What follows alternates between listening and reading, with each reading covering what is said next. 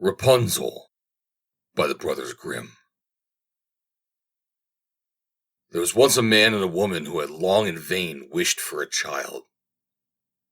At length, the woman hoped that God was about to grant her desire. These people had a little window at the back of their house from which a splendid garden could be seen, which was full of the most beautiful flowers and herbs. It was, however, surrounded by a high wall, and no one dared to go into it because it belonged to an enchantress who had great power and was dreaded by all the world. One day the woman was standing by this window and looking down into the garden when she saw a bed which was planted with the most beautiful rampion, Rapunzel. And it looked so fresh and green that she longed for it and had the greatest desire to eat some. This desire increased every day, and as she knew that she could not get any of it, she quite pined away and looked pale and miserable. Then her husband was alarmed and asked, "What aileth thee, dear wife?" "Ah," she replied, "if I can't get some of the rampion, which is in the garden behind our house, to eat, I shall die." The man, who loved her, thought, "Sooner than let my wife die, bring her some of the rampion thyself. Let it cost thee what it will." In the twilight of the evening, he clambered down over the wall into the garden of the enchantress, hastily clutched a handful of rampion, and took it to his wife. She at once made herself a salad of it, and ate it with much relish. She, however, liked it so much, so very much, that the next day she longed for it 3 times as much as before. If he was to have any rest, her husband must once more descend into the garden. In the gloom of evening, therefore, he let himself down again. But when he had clambered down the wall, he was terribly afraid, for he saw the enchantress standing before him. "How canst thou dare," said she with angry look, "to descend into my garden and steal my rampion like a thief? Thou shalt suffer for it."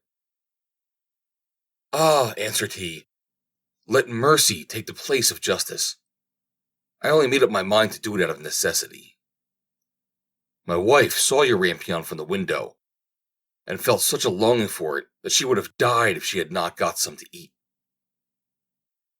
Then the enchantress allowed her anger to be softened, and said to him, "If the case be as thou sayest, I will allow thee to take away with thee as much rampion as thou wilt. Only I will make one condition. Thou must give me the child which thy wife will bring into the world.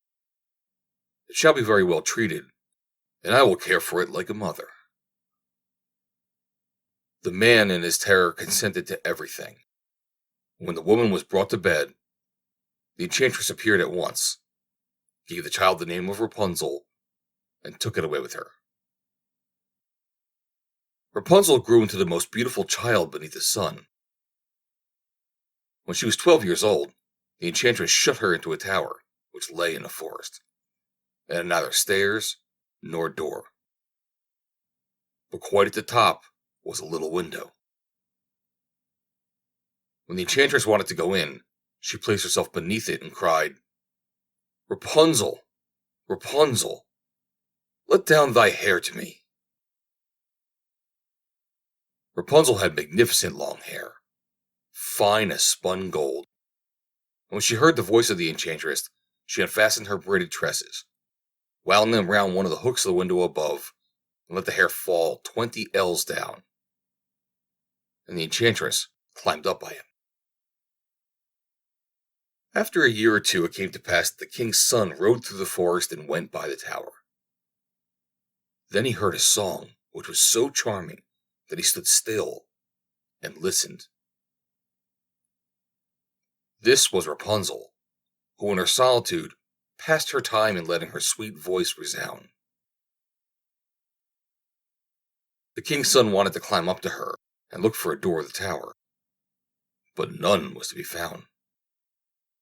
He rode home, but the singing had so deeply touched his heart that every day he went out into the forest and listened to it. Once, when he was standing thus behind a tree, he saw that an enchantress came there, and he heard how she cried, "Rapunzel, Rapunzel, let down thy hair." Then Rapunzel let down the braids of her hair, and the enchantress climbed up to her. "If that is the ladder by which one mounts, I will for once try my fortune," said he. And the next day, when it began to grow dark, he went to the tower and cried, "Rapunzel, Rapunzel, let down thy hair." Immediately the hair fell down, and the king's son climbed up. At first Rapunzel was terribly frightened, when a man such as her eyes had never yet beheld came to her. But the king's son began to talk to her quite like a friend, and told her that his heart had been so stirred that it had let him have no rest, and he had been forced to see her. Then Rapunzel lost her fear, when he asked her if she would take him for her husband, and saw that he was young and handsome. She thought, "He will love me more than old Dame Gothel does." And she said yes, and laid her hand in his. She said, "I will willingly go away with thee, but I do not know how to get down. Bring with thee a skin of silk every time that thou comest, and I will weave a ladder with it. And when that is ready, I will descend, and thou wilt take me on thy horse." They agreed that until that time he should come to her every evening, for the old woman came by day. The enchantress remarked nothing of this, until once Rapunzel said to her, "Tell me, Dame Gothel, how it happens that you are so much heavier for me to draw up than the young king's son. He is with me in a moment." "Ah, thou wicked child!" cried the enchantress. "What do I hear thee say? I thought I had separated thee from all the world, and yet thou hast deceived me." In her anger, she clutched Rapunzel's beautiful tresses, wrapped them twice round her left hand, seized a pair of scissors with the right, and snip, snap, they were cut off, and the lovely braids lay on the ground. And she was so pitiless that she took poor Rapunzel into a desert, where she had to live in great grief and misery. On the same day, however, that she had cast out Rapunzel, the enchantress in the evening fastened the braids of her hair which she had cut off to the hook of the window. When the king's son came and cried, "Rapunzel, Rapunzel, let down thy hair," she let the hair down. The king's son ascended, but he did not find his dearest Rapunzel above, but the enchantress, who gazed at him with wicked and venomous looks. "Aha!" she cried mockingly. "Thou wouldst fetch thy dearest, but the beautiful bird sits no longer singing in the nest. The cat has got it, and will scratch out thy eyes as well. Rapunzel is lost to thee. Thou wilt never see her more." The king's son was beside himself with pain, and in his despair he leapt down from the tower. He escaped with his life, but the thorns into which he fell pierced his eyes. Then he wandered quite blind about the forest, ate nothing but roots and berries, and did nothing but lament and weep over the loss of his dearest wife. Thus he roamed about in misery for some years, and at length came to the desert where Rapunzel, with the twins to which he had given birth, a boy and a girl, lived in wretchedness.